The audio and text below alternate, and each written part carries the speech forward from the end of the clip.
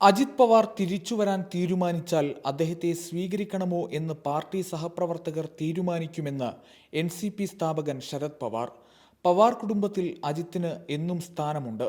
എന്നാൽ പാർട്ടിക്കുള്ളിലെ തീരുമാനങ്ങൾ എടുക്കേണ്ടത് താനല്ലെന്നും പ്രതിസന്ധി ഘട്ടത്തിൽ ഒപ്പം നിന്നവരുടെ അഭിപ്രായം തേടേണ്ടതുണ്ടെന്നും അദ്ദേഹം പറഞ്ഞു. ലോക്സഭാ തെരഞ്ഞെടുപ്പിലെ മോശം പ്രകടനമാണ് അജിത് പവാറിന്റെ NCP വിട്ട് നേതാക്കളെ ശരത് പവാർ നേതൃത്വം നൽകുന്ന NCPയിലേക്ക് തിരിച്ചുവരാനുള്ള സാഹചര്യമൊരുക്കിയത്.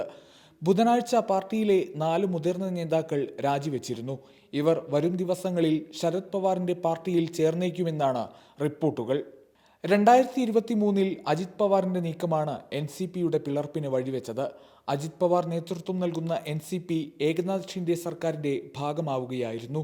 ലോക്സഭാ തെരഞ്ഞെടുപ്പിൽ NDAയുടെ ഭാഗമായി 4 സീറ്റിൽ മത്സരിച്ചുവെങ്കിലും ഒരേയൊരു സീറ്റിൽ മാത്രമായിരുന്നു അജിത് പവാറിന്റെ പാർട്ടിക്ക് വിജയിക്കാൻ കഴിഞ്ഞത്. അതേസമയം ശരത് പവാർ പക്ഷം മത്സരിച്ച 10 സീറ്റുകളിൽ 8 വിജയിച്ച് മിന്നുന്ന പ്രകടനമാണ് കാഴ്ചവെച്ചത്. ന്യൂസ് ഡെസ്ക് സുപ്രഭാതം.